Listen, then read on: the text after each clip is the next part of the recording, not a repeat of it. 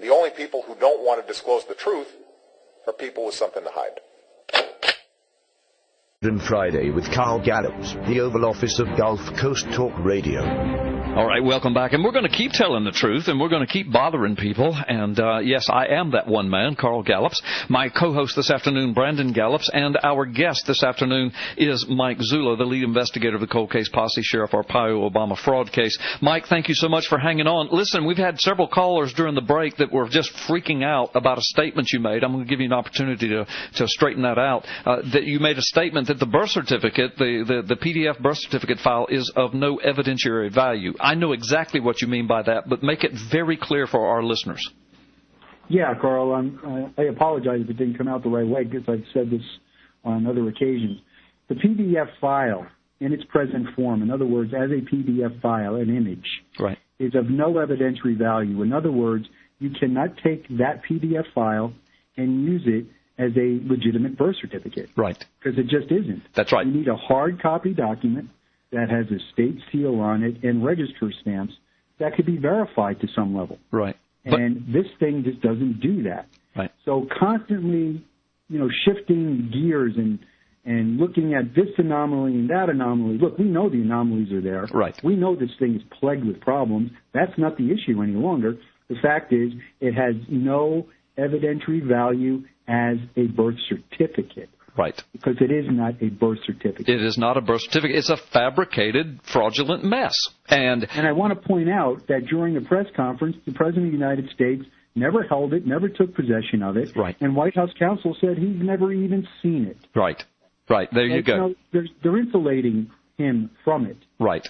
Exactly. And so what you meant by no evidentiary value is the fact that it's just a useless piece of paper, but that does not take away from the fact that there is criminal activity in the fabrication of it and the presentation of it as his identifying document. I mean, somebody forged a document. Somebody created a document. Somebody committed some felonies. So it is of criminal value, but it's no evidentiary value as far as him taking that or anybody taking it and using it as a birth certificate. Did I say that correctly? Yeah, you can print that thing out 1,000 times and it's never worth anything more than the paper it's printed on. Okay, good. Well, for our listeners, I hope that helps.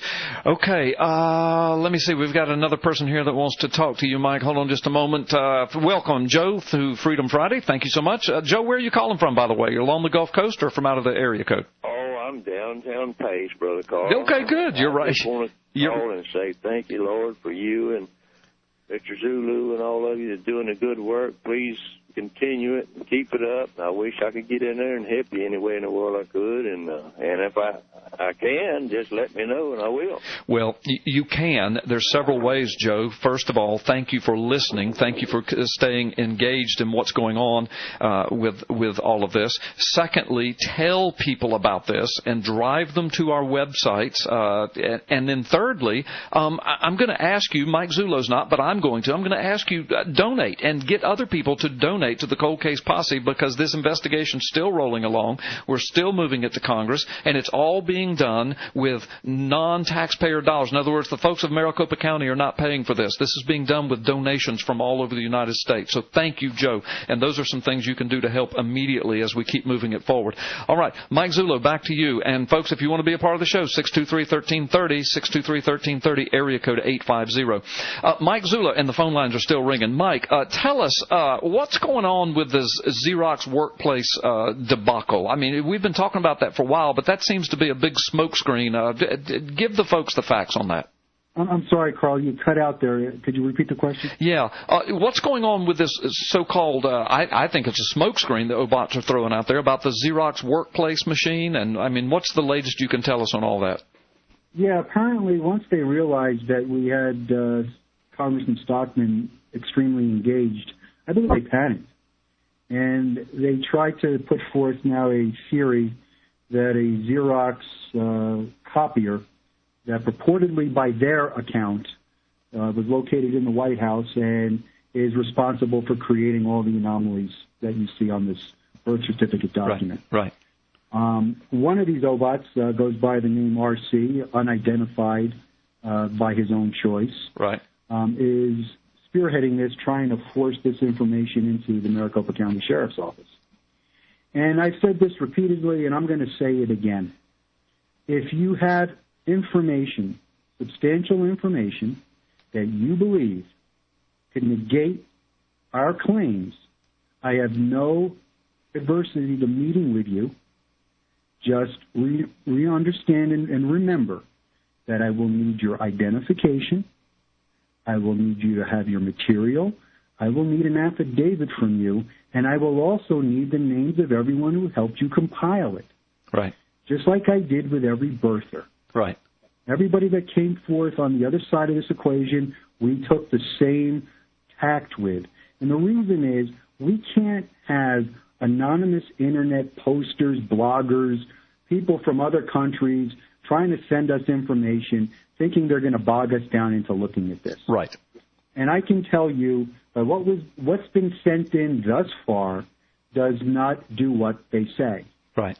And they claim, and even in their own little hub, they go and say that they can't reproduce certain anomalies on this thing. They use words like amazingly close, extremely similar. Let me give you a little word analogy, a little picture, if you will. Carl, when you were a cop, if you came up to a hit-and-run accident and there was a vehicle that was struck, the other driver, flees the scene, and they tell you it was a yellow car. Uh-huh. And you look down and there's a yellow hunk of paint chip on the roadway. Right. You pick it up. You do what every cop does. You go down 10 blocks and you look for this car, see if somebody tried to park it somewhere. Right. You find a yellow car that has some fender damage on it. You get out. You take that little paint chip and you hold it next to the car. Now, the color is really similar, really close. Right. Let me ask you, is that the guy you're looking at? Is that the guy that hit the car? Is that the car that struck the other car? Yeah. Are you going to base your arrest on really close? Right. I got you. Yeah. Yeah. No, I got you. So what you're saying then, and correct me if I'm wrong, is that the evidence presented thus far with this Xerox workplace machine is there are some things that are close, but no cigar. It does not reproduce all of the anomalies that are produced on that fraudulent fabrication, correct? Well, the fact is it's suspect. It's suspect on a number of levels because you can reproduce the anomalies of this birth certificate on a PC or a Mac. You can reproduce it by massaging a whole bunch of different programs. That's what we did in our original testing. You had to give us almost a recipe of disaster. Right. To allow this thing to do what it did. Right. They're trying to claim this one machine does it all, and I am going to tell you, it does not. And I'm going to share something else with your listeners. This little band of merry men think they know what we know. Yeah. I'm going to tell you right now, they don't. They have no idea, and they have no idea who our computer and scientific experts truly are. Right. I know. I mean, the stuff that you tell me is overwhelming, and you still know tons of stuff that I don't know. They don't even have they're not even scratching the surface as to what you know. And but yet they sit around and talk to themselves as though they know everything. It's absolutely amazing. Can we take another call, Mike? Sure. Okay, let's go back to the phone lines. Bill, thank you so much for listening to Freedom Friday. From where are you calling, Bill? What part of the country? I live in Raleigh, North Carolina. Okay, from North Carolina. Bill, go ahead. You have a question for Mike Zullo. Well, you guys were talking about me. I'm Foggy online. Oh, hey, Foggy online. Well, thank you for listening to the show. And you were claiming that I never identify myself, but of course I did call. I did get in contact with Mike Volan and gave him my real name, where I live, and he decided he didn't want to talk to me, but okay. Well, what's your question? And you are the world famous Foggy, right? Well, I'm not world famous, you know. I know, but I'm famous among the birthers, which is a very tiny group of people right now. Oh yeah, we're tiny. Yeah, we sure are. Keep living that. But anyway, listen. Get to your point. Posting online at your website and at Foggy. Get to your point. Get to your point, so I don't cut you off. Get to your point with Mike. There are not very many of you left anymore. It's kind of Foggy. Do you have a point? Do you have a question? No. Okay. Bye. Bye.